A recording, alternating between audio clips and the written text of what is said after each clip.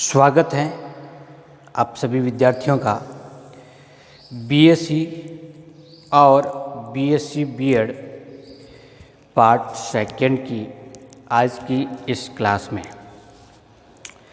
आज हम डिस्कस करने जा रहे हैं टॉपिक फर्टिलाइजेशन को।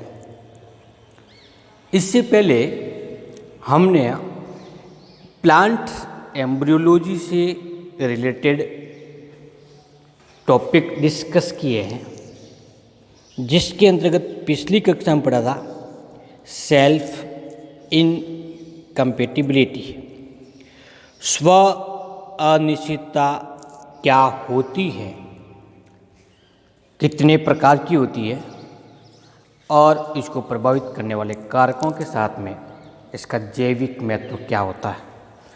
सेल्फ इनकम्पेटिबिलिटी को समझने के लिए इससे पहले अपलोड किए गए 2 वीडियोज़ को आप ज़रूर देखें। आज का हमारा टॉपिक फर्टिलाइजेशन या हिंदी में कहें उसको निषेचन कहते हैं, प्रारंभ करने जा रहे हैं। फर्टिलाइजेशन कहते हैं किसको? Fusion of male and female gametes is called fertilization. नर तथा मादा युग्मकों के संलयन की क्रिया को निषेचन कहा जाता है। निषेचन की खोज या हम ये कहें कि इसका अध्ययन सबसे पहले स्ट्रासबर्गर द्वारा 1884 में लिलियम नामक प्लांट में किया गया था। प्लांट का नाम क्या था? लिलियम। किया किसने था? स्ट्रासबर्गर के द्वारा किया गया था। और कब किया था? 1884 में। सबसे पहले इन्होंने ये बताया था कि मेल और फीमेल गैमेट की फ्यूजन के फलस्वरूप एक सिंगल डिप्लॉइड सेल का निर्माण होता है, जिसको जाइगोट कहता है। इस प्रोसेस को फर्टिलाइजेशन के नाम से जाना जाता है। अब फर्टिलाइजेशन होता है कब? तो आफ्टर पॉलिनेशन की प्रोसेस होगी। तो इसके लिए हम थोड़ा सा स्ट्रक्चर को समझते हैं। किसकी? स्टिग्मा की। तो ये एक स्टिग्मा है, एक लंबी सी नलिकीय संरचना के द्वारा ये ओवरी से जुड़ी होती है। इस नलिकीय संरचना को स्टाइल कहते हैं। तो ये क्या हो गई? स्टाइल हुई। ये जो ऊपरी सरफेस है वो क्या कहलाएगी? स्टिग्मा। और आधारीय भाग की ये फूली हुई संरचना क्या कहलाएगी? ओवरी। और इसी ओवरी के अंतर्गत एक मैं सिंबल प्रारूप से स्ट्रक्चर बना रहा हूँ, ये कहलाता है ओव्यूल्स। ओव्यूल्स के अंतर्गत पाया जाता है फीमेल गैमेटोफाइट या एम्ब्रियोसेक, और उसी एम्ब्रियोसेक में पाया जाता है बीजांडद्वारीय सिर की ओर या माइक्रोपाइलेंट की ओर एक एग सेल, वो फीमेल गैमेट है। हमने इससे पहले development of female gametophyte and development of male gametophyte पूर्ण रूप से पढ़ चुके हैं। जब कोई पॉलन ग्रेन 2 सेल स्टेज के अंतर्गत, 2 सेल्स कौन से होगी? वेजिटेटिव सेल्स और जेनरेटिव सेल। इस 2 सेल स्टेज के अंतर्गत स्टिग्मा के ऊपर आता है, तो उसको नाम देते हैं हम पॉलिनेशन। और इस स्टिग्मा पे पाए जाने वाली केमिकल इंटरेक्शन के फलस्वरूप इसकी एग्जाइन टूट जाती है और इंटाइन से एक ट्यूब लाइक स्ट्रक्चर निकलती है, जिसको जर्म ट्यूब कहते हैं। ट्यूब का निर्माण होना कहलाता है जर्मिनेशन ऑफ पॉलन ग्रेन। तो सबसे पहले क्या होगा? वो जर्मिनेट होगा। ये जर्मिनेट होगा या नहीं होगा ये डिपेंड करेगा स्टिग्मा और पॉलन के मध्य पाए जाने वाले इंट्रैक्शन, जिसको हम पॉलन पिस्टल इंट्रैक्शन के नाम से जानते हैं। उसके बाद में क्या होगा? जर्मिनेशन होगा। वहाँ से फर्टिलाइजेशन की प्रोसेस प्रारंभ होती है। निषेचन का मतलब युग्मक बने नहीं है, युग्मक बनेंगे, युग्मक बनने के बाद वो मादा युग्मक तक पहुँचेगा, तब जा कर के फ्यूज होगा। तो इस दौरान कितने पदों को कंप्लीट करना पड़ता है? तो वो पद नंबर 1, 2, 3, 4, 5, 6 और 7 कितने पद हुए? कुल 7 स्टेप को पार करने के बाद में फर्टिलाइजेशन की प्रोसेस कंप्लीट होती है। तो सबसे पहला जो पद होगा उसको नाम देते हैं जर्मिनेशन ऑफ पॉलन ट्यूब। उसके बाद में इस पॉलन ट्यूब की स्ट्रक्चर क्या होती है, क्या एक ही होती है, एक से अधिक होती है, के बारे में हमें समझना पड़ेगा। और इसकी ग्रोथ कैसे होगी, क्यों किस तरफ जा रही है, बीजांड की ओर जा रही है। तो सेकेंड स्टेप के अंदर पढ़ेंगे structure of growth of pollen tube. इसके बाद में ये पॉलन ट्यूब धीरे धीरे ग्रोथ करेगी। ग्रोथ कहाँ से करेगी, इस स्टाइल से होते हुए। तो स्टाइल के स्ट्रक्चर के आधार पर इस पॉलन ट्यूब का पाथ होता है, एक पथ होता है, कौन से पथ से होते हुए आगे बढ़े, तो हम पथ के बारे में डिस्कस करेंगे। इसके बाद में जैसे ही वो पॉलन ट्यूब ओव्यूल्स तक पहुंचेगी तो ओव्यूल्स में कहाँ से प्रवेश करेगी, तो entry of pollen tube in ovules, ovule में कहाँ से प्रवेश करेगी। फॉर एग्जाम्पल इस जगह से इसके अंदर एंट्री हुई, इसके बाद में कहाँ प्रवेश करेगी, भ्रूणकोश एम्ब्रियो सेक में होगी। तो नेक्स्ट हमारा स्टेप आएगा entry of pollen tube in embryo sac. Embryo sac में जैसी प्रवेशित हो जाएगी उसके बाद में पॉलन ट्यूब फट जाएगी तो क्या होगा, मेल गैमेट डिस्चार्ज होंगे, किस में होंगे, एम्ब्रियो सेक में। तो डिस्चार्ज ऑफ मेल गैमेट, हमने ये पढ़ा हुआ है कि मेल गैमेट होते हैं वो दो होते हैं, दोनों अलग अलग सेल्स से फ्यूज होते हैं, सलेत होते हैं। इसका मतलब उनका मूवमेंट एक अलग प्रकार से होगा। दोनों गैमेट्स का मूवमेंट हम इस टॉपिक के अंतर्गत पढ़ेंगे। इसके बाद में मेल गैमेट और फीमेल गैमेट आपस में फ्यूज्ड होंगे तो गैमेटिक फ्यूजन पढ़ा जाएगा और फ्यूजन के बाद में जाइगोट का निर्माण होगा। इस प्रकार से एंजियोस्पर्म में फर्टिलाइजेशन की प्रोसेस कंप्लीट होती है। तो हमें कुल कितने स्टेप के अंदर कंप्लीट करना है, उसको 7 स्टेप के अंतर्गत हमें पढ़ना है। आज के इस क्लास में हम स्टेप नंबर 1 के बारे में डिस्कस करेंगे और स्टेप नंबर 2 के बारे में डिस्कस करेंगे। नेक्स्ट वीडियो में नेक्स्ट स्टेप को डिस्कस करते जाएंगे। छोटे छोटे स्टेप के अंदर फर्टिलाइजेशन को डिस्कस करने से फर्टिलाइजेशन की प्रोसेस लगभग कंप्लीट समझ में आ जाती है। तो आइए प्रारंभ करते हैं हम स्टेप नंबर 1 जिसका नाम है जर्मिनेशन ऑफ पॉलन ग्रेन।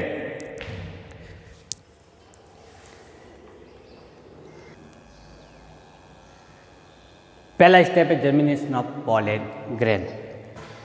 जब पॉलिनेशन की प्रोसेस कंप्लीट हो जाती है, अर्थात एक स्टिग्मा पर पॉलन ग्रेन ट्रांसफर हो जाता है, पॉलिनेशन की प्रोसेस कंप्लीट होगी।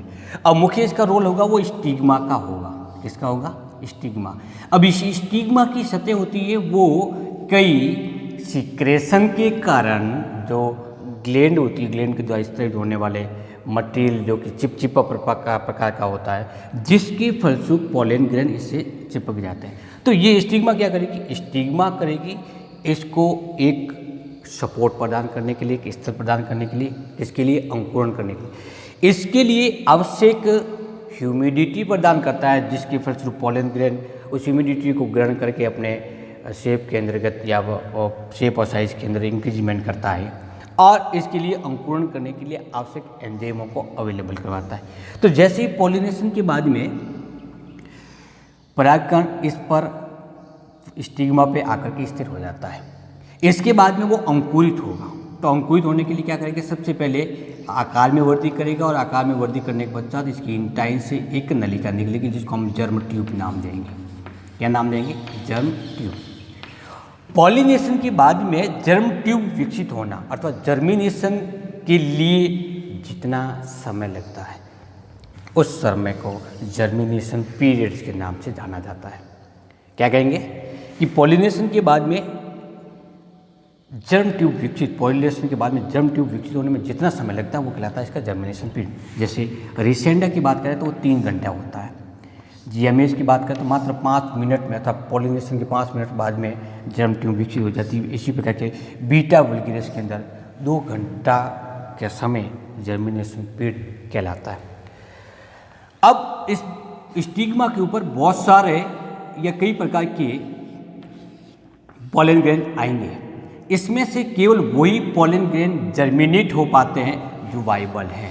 वाइबल का मतलब होता है जीवन सक्षम। इसमें से कई ऐसे होंगे जिसमें एनर्जी नहीं होने के कारण, इसमें पोषक तत्वों की कमी होने के कारण वो अंकुरित नहीं हो पाते। तो केवल मान लेते हैं अपन कि केवल एक ही अंकुरित हो पाया, इसका मतलब शेष थे वो नॉन वाइबल था और एक था वो कैसा था, वाइबल था। जैसे ही जर्मिनेशन की प्रोसेस प्रारंभ होती है तो सबसे पहले क्या होता है, इस पॉलन ग्रेन से एक जर्म ट्यूब विकसित होती है। होगी कैसी, इसकी बाह्य सतह पर पाई जाने वाली एक्साइन विघटित हो जाती है, जर्म पोर से प्रोटीनीय पदार्थ बाहर निकल जाता है और इंटाइन उस जर्म पोर से एक नलिकीय संरचना के रूप में बाहर निकलता है।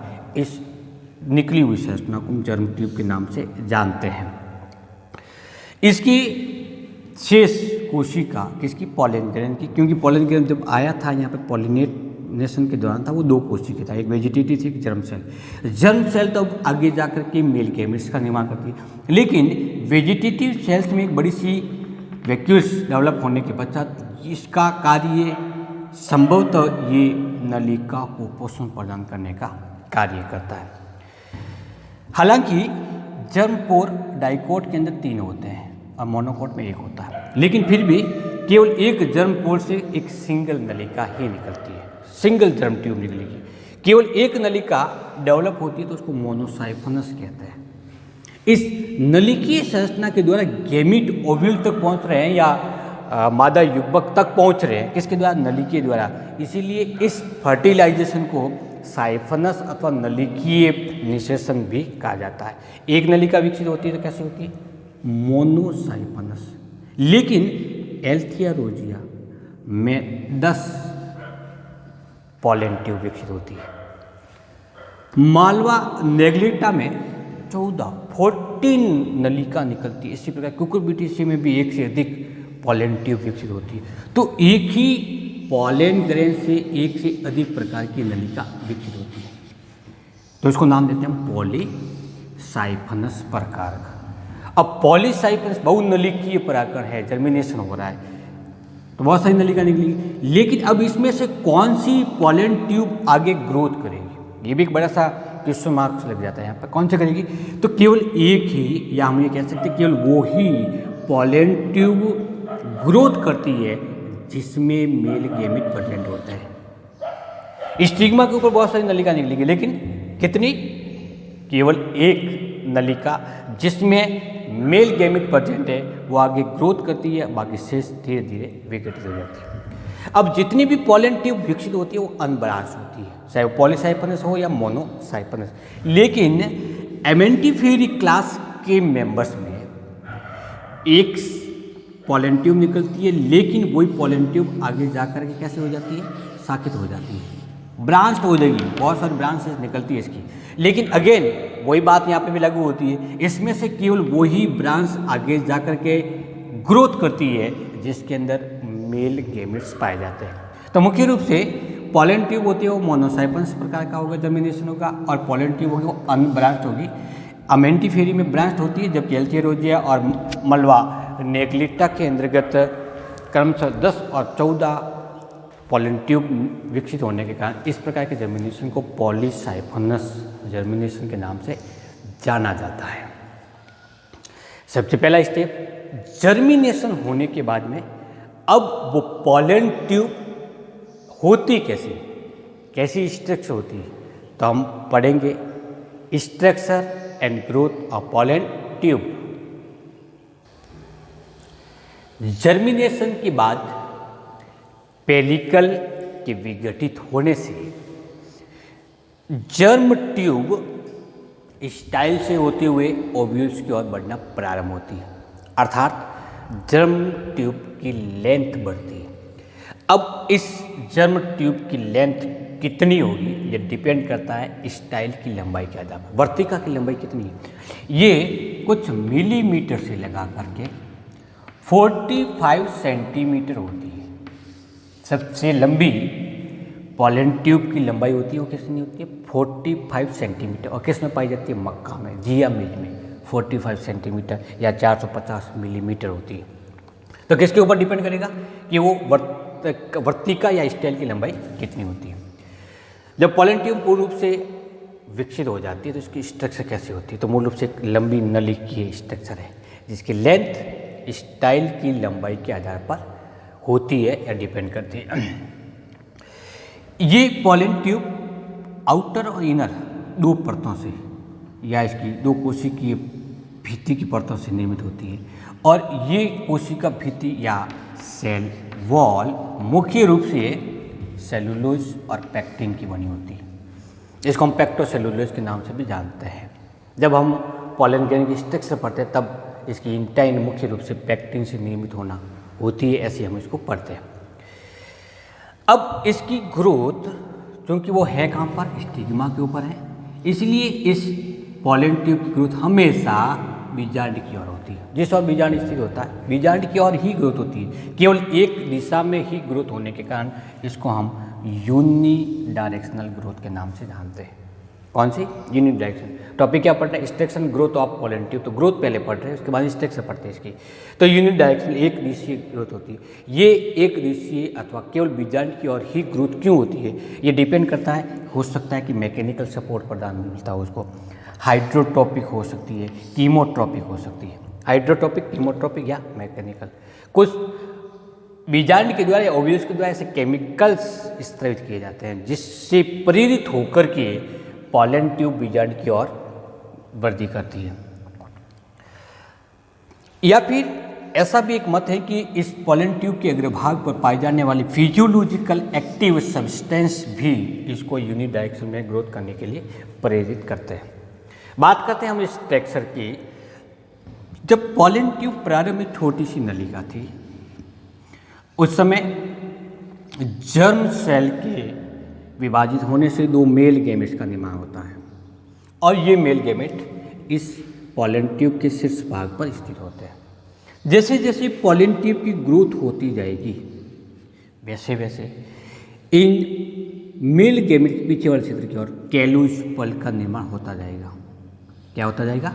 कैलूस पल्प। इस कैलूस पल्प के कारण जीव द्रव्य का अधिकांश भाग इस पॉलन ट्यूब के शीर्ष भाग में ही स्थित होता है। ये कभी भी पीछे की ओर गमन नहीं कर सकते। तो कई बार पढ़ते हैं हम कि पॉलन ट्यूब के शीर्ष भाग पर मेल गैमेट और जीव द्रव्य पाया जाता है। क्यों? क्योंकि कैलूस पल्प का निर्माण होता जाएगा। जैसे जैसे इसकी लेंथ बढ़ती जाएगी वैसे वैसे नंबर ऑफ कैलूस पल्प भी संख्या में बढ़ते जाएंगे। फॉर एग्जाम्पल पहले से एक स्थित यहाँ था, फिर लंबाई में बढ़ी, एक नया और बना, फिर एक बड़ी, फिर लंबाई और हुई। इसके फलस्वरूप कैलूस पल्प के कारण इसके पीछे वाला जितना विभाग होता है वो लगभग रिक्त होता है। इसको हम एम्प्टी पॉलन ट्यूब के नाम से लेबलिंग करते हैं, एम्प्टी पॉलन। तो जीव द्रव्य कहाँ पर है? अग्रभाग की ओर है। तो हम कैलूस सबसे अंतिम कैलूस पर ये इससे आगे वाले भाग की बात करते हैं। इस भाग के अंतर्गत भी यानी इस पॉलन ट्यूब का शीर्ष भाग भी दो भागों में डिवाइड होता है। एक सबसे टिप पार्ट और इसके बाद वाला। टिप पार्ट और कैलूस पल्प के मध्य वाला क्षेत्र। टिप पार्ट को कैप ब्लॉक कहते हैं। क्या कहते हैं? कैप ब्लॉक, आसद क्षेत्र। इस कैप ब्लॉक में आरएनए और पॉलीसैकेराइड्स की मात्रा अधिक होती है। जब पॉलन ट्यूब की ग्रोथ होना बंद हो जाती है उस स्थिति में कैप ब्लॉक भी नष्ट हो जाता है या विजिबल कंडीशन में नहीं पाया जाता। तो जब तक ग्रोथ होगी तब तक कैप ब्लॉक आपको दिखेगा और जब ग्रोथ होना बंद हो जाती है कैप ब्लॉक नहीं दिखते। इस पॉलन ट्यूब की स्ट्रक्चर के आधार पर हम देख सकते हैं कि इसके अंदर कैप ब्लॉक प्रेजेंट है, इसका मतलब इसकी ग्रोथ अभी होगी। इस कैप ब्लॉक के पीछे वाले क्षेत्र में जहाँ पर अधिकांश कोशिकांग for example mitochondria, Golgi bodies और एंडोप्लाज्मिक रेटिकुलम जैसे स्ट्रक्चर इस कैप ब्लॉक के पीछे वाला क्षेत्र में पाई जाती है। और इस क्षेत्र के अंदर वेजिटेटिव न्यूक्लियस और मेल गैमेट्स भी प्रेजेंट होते हैं। वेजिटेटिव न्यूक्लियस इस पॉलन ट्यूब को एनर्जी प्रदान करने का कार्य करता है। इसके अतिरिक्त इस क्षेत्र में लिपिड, स्टार्च और प्रोटीन की मात्रा भी सामान्यतः से ज़्यादा होती है। लगातार ग्रोथ होते रहने से कैलूस पल्प बनते रहेंगे, इसलिए द्रवीय पदार्थ और मेल गैमेट हमेशा इस ट्यूब के अग्रभाग पर ही स्थित होते हैं। जैसे ही ये नलिका बीजांड तक पहुंचती है इसकी ग्रोथ होना बंद हो जाती है और ये नलिका बीजांड के अंतर्गत प्रवेशित हो जाती है। तो इस प्रकार से आज के इस टॉपिक में हमने फर्टिलाइजेशन के टॉपिक को प्रारंभ किया है और इस फर्टिलाइजेशन के पहले दो स्टेप के बारे में डिस्कस किया है। पहला है जर्मिनेशन ऑफ पॉलन ग्रेन और दूसरा है इस पॉलन ग्रेन की स्ट्रक्चर कैसी होती है और इसकी ग्रोथ कैसी होती है। हम नेक्स्ट क्लास में डिस्कस करेंगे कि ये पॉलन ट्यूब किस पथ से होते हुए बीजांड तक पहुंचती है और फिर बीजांड के अंतर्गत परिवेशित हो जाती है। Thank you.